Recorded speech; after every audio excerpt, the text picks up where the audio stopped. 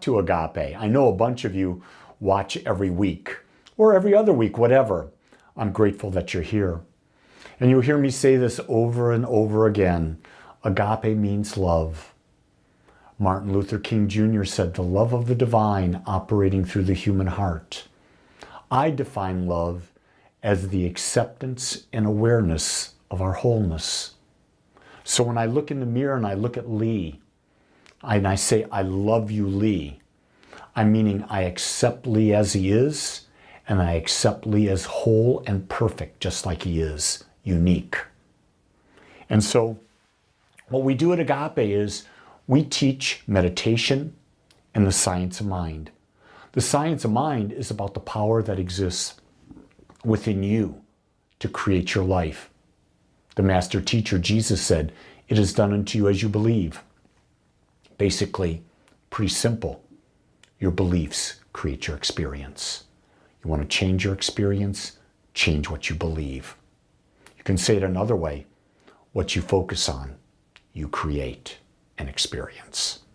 So let's start off by clearing and doing a quick meditation so that we're more open and receptive to the ideas that are coming. And hopefully, these ideas will be new that will stimulate you to a higher expression of love, a higher sense of creativity as you create your magnificent life. So if you would, gently bring yourself to a comfortable seated upright position. Your back is straight, hands gently resting on your lap, eyes closed, and bring your awareness to your breath. Breathing in, breathing out. Breathing into your heart, breathing out from your heart. Realizing that the breath is a transition from nourishing and purifying.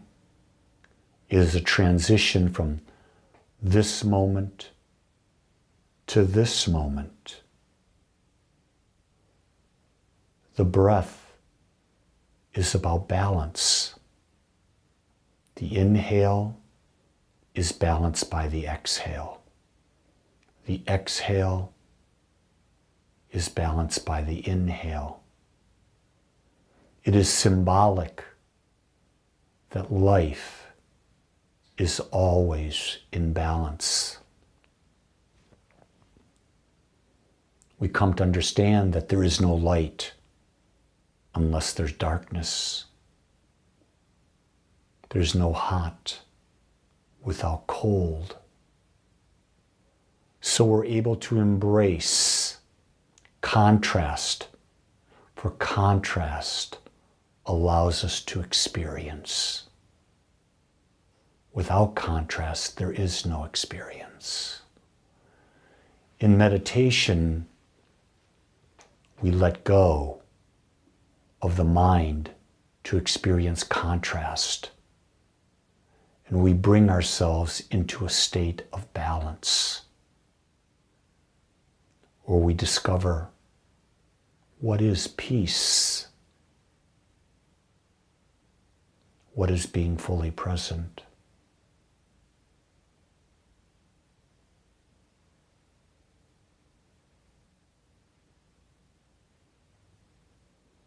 When you let go of your attachment to your body and to your thoughts,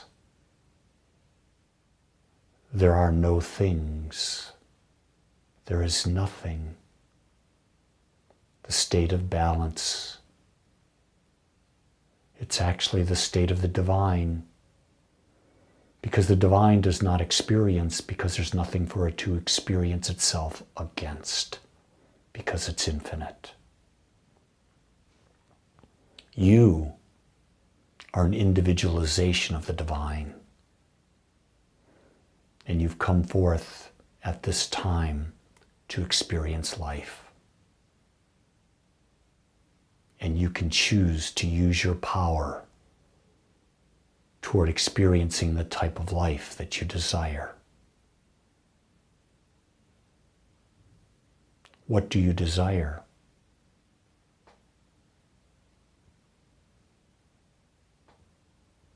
Who would you become in order to have that experience?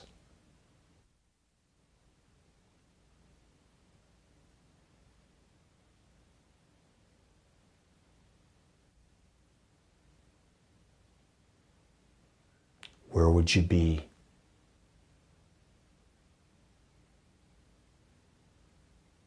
Who would you be with?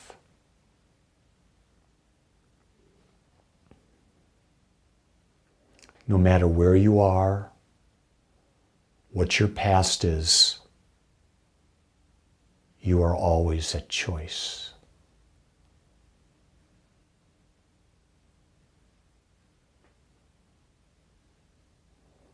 Being at choice, you have freedom because you and only you can make choices for your life.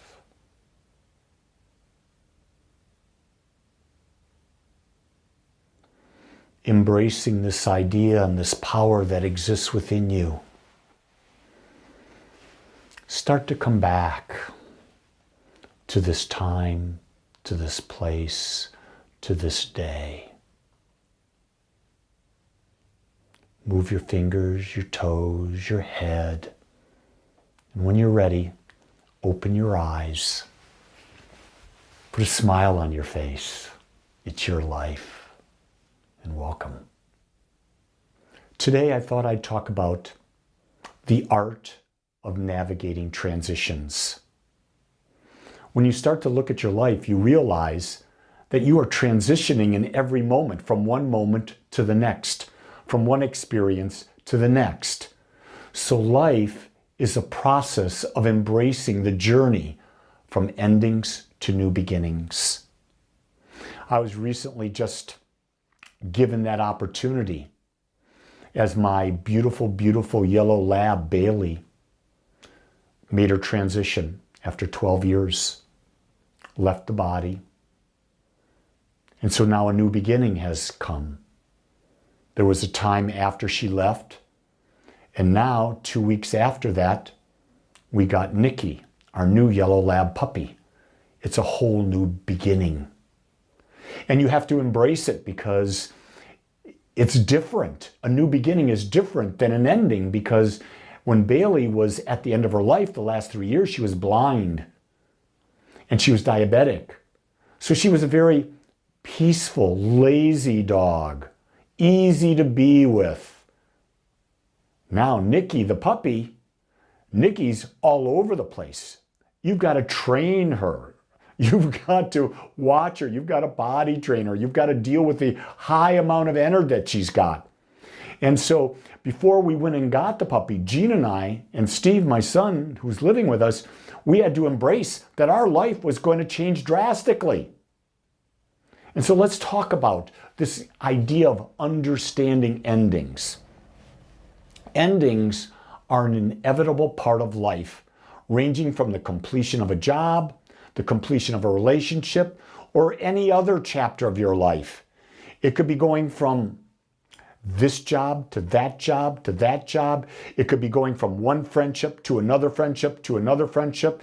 It could be going from one restaurant to another restaurant. They're all chapters. Going from first grade to second grade to third grade to college. Going from being at work, going into retirement. But endings are an inevitable part of life. Just think of it this way. Every day ends. There's an ending to every day. There is a limited amount of time in a day. It's essential that we acknowledge the emotions that accompany these endings, no matter what type of emotion it may be, in order to understand what this ending may represent, of what lesson there may be here for you. So when you understand that when something is ending, when Bailey's life ended, the feelings of grief, of sadness, led to the idea that we wanted the joy of a dog in our home. That's why we got the puppy. It could be that you had such a negative experience that maybe you don't want another dog. That's okay too. It may be your lesson is, I don't have the patience or the time. That's okay. There is no right or wrong. It's just that we acknowledge the emotions that accompany an ending. I can remember when my mom died, and I was so very, very, very, very sad. My mom was one of my dearest, dearest people in my life. And the grief that I felt, the lesson I got, though, was one that my father said after she had passed. And he said, Lee, I wish I'd done more for your mother to help her at the end of her life than I did. That wisdom has stuck with me. And from that moment on, I do more to support my wife than I ever did before.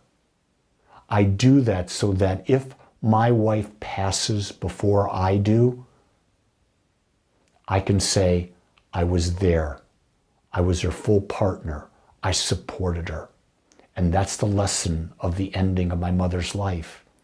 The other lesson that I got from that ending was, appreciate the people you love in your life now. Appreciate the great job you have now. Appreciate your great health that you've got now. Appreciate the abundance you've got now.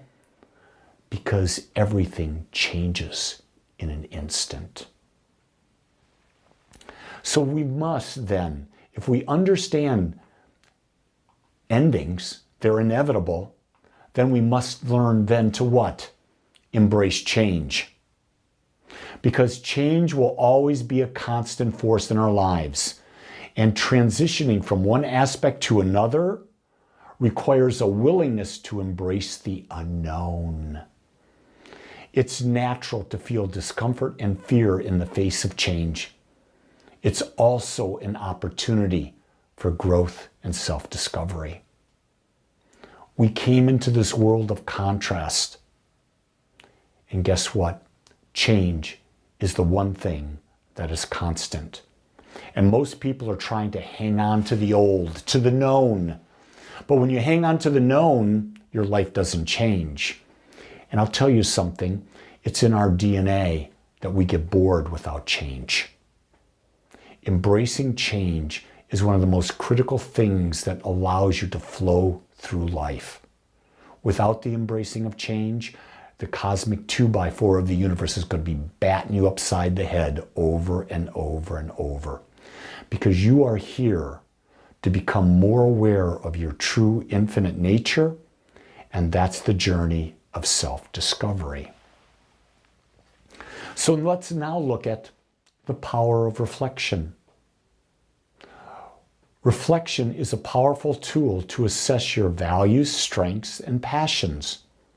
What have you learned from your past experiences, and how can these lessons shape your path forward?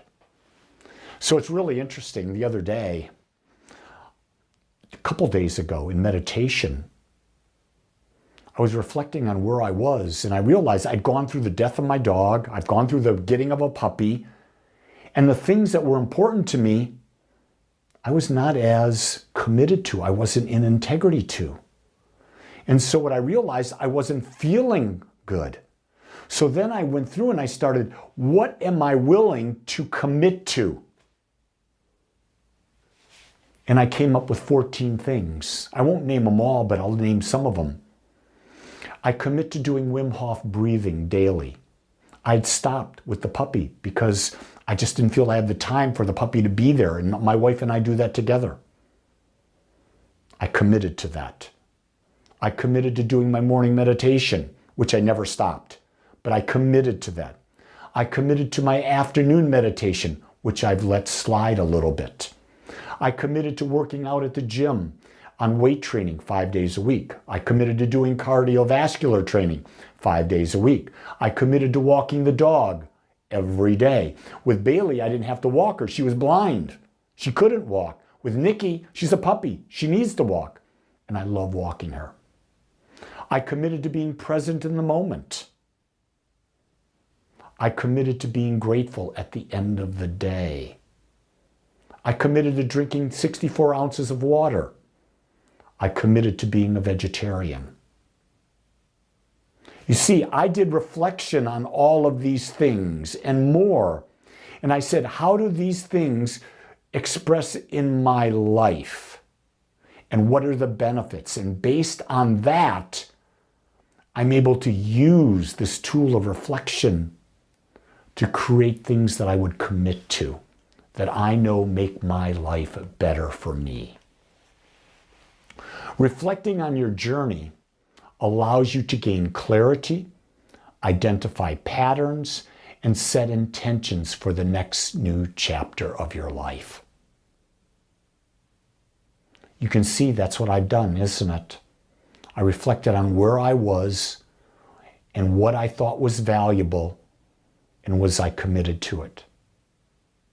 Here's the big thing. What I commit to is my word. And my word is my brand. My word is everything. Until you commit to something, you're putting out a haphazard brand. And what's most important, it's not what others think about you based on your brand. It's how you feel about yourself based on you living up to your word. That's the single most important thing. I know that yesterday, for example, I lived up to all the 14 commitments that I put out there. And in doing so, man, did I feel good at night. I slept good, and I woke up enthused about living my brand again today. It's also about this idea of transitions. It's about setting intentions for your future. Moving from one state of being and transitioning into another requires evaluating your highest values and setting new intentions and goals.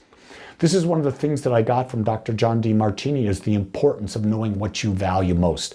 What do you most desire in your life? What is most important to you? For me, my number one value is to become more aware. My number two value is to teach. My number three value is personal health and well-being. My number four value is interpersonal connections. My number five value is being financially free to do what I want, when I want, how I want. My sixth value is traveling and experiencing other cultures.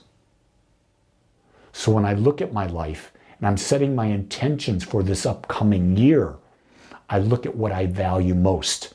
But more importantly, I look and make sure that what I valued last year is the same this year. Or is there a shift in order? Or is there a new value that is coming out? Most people don't know their top values because most people have not done the work to understand them.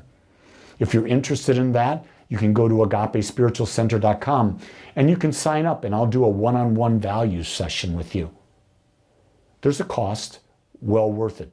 It'll be the single best thing you've ever done in your life, because you'll get to know who you are, and then you can set realistic, meaningful intentions for your future. Once you've set these intentions for your future, then the idea of transitioning, it's about becoming resilient. Resilience is the ability to bounce back from challenges and setbacks. Resilience is about building strength to overcome new challenges.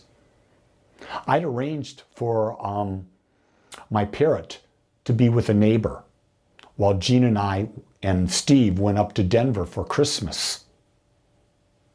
Well, the neighbor, something came up. They couldn't watch it. So what did I have to do? I didn't just bitch and moan and complain. I said, what are my options? I was resilient, and I came up with my other alternative. It's the same thing in every life. There's always going to be setbacks in life. Things are not always going to go as you plan. But if something's important to you, you bounce back. Realize that you only procrastinate on things that are not high values. If you're procrastinating about something, it's because it's not a high value to you. And the only way to get it done is you've got to be able to build the number of benefits. You've got to associate a lot of benefit to what you're going to get done for you to stop your procrastinating. Next, in the transition state, embrace the now. You hear that over again, be in the now. When you embrace the now, you understand that life is a journey of living in the now. We must embrace the beauty of the process as we move from one aspect of life to the next. Love the now. Love the next now. Love the aspect that was in the past. Love the current. Don't just live in the past. Don't live in the future. Embrace now. If it's painful, that's okay. Embrace the pain. There's a lesson to be learned. And then resiliently move on. It's always about moving forward. Navigation is a process that conscious creators embody and use. Without it, we are like a ship in a storm with no rudder. Ergo, we have no direction. And that's where most people are. They do not navigate their lives. They do not embody that they are conscious creators and use the process of creating. They simply allow life to blow them around. And what do they have? A victim mentality. You see, it's not what happens to you. It's what you do about it, what you feel about it, and how you deal with it. You see, we come back again to where we begin. Everything begins and ends with you, and begins and ends with you for eternity. Life will be eternally transitioning from one moment to another, whether in your body and mind, or whether you move out of your body and your mind. But the process of moving forward is one that you are responsible for. Transitioning, make it a way of life. The power is in you. Create a great one. If you enjoyed this message, know that you can plug into Agape by going to agapespiritualcenter.com. I've got a couple great classes coming up in January. January 8th, I start Spiritual Foundations class, a 10-week class. And then on January 16th, I start How to Better Self-Love class. I chose those two classes because they're the beginning of building a spiritual life and the beginning of learning how to self-love. If you're interested, you can register for those classes at agapespiritualcenter.com. If you would like to make a donation to Agape to support us bringing this message, I invite you to give, and give generously, and give often. Because with your contribution, we can change and bring messages to other people where they can make the change, and we can take and change the world together. I want to thank you for being here, because without you, this wouldn't be any fun. And I love having fun. And I love having fun and sharing it with others. Make this a great day. Until next time, much love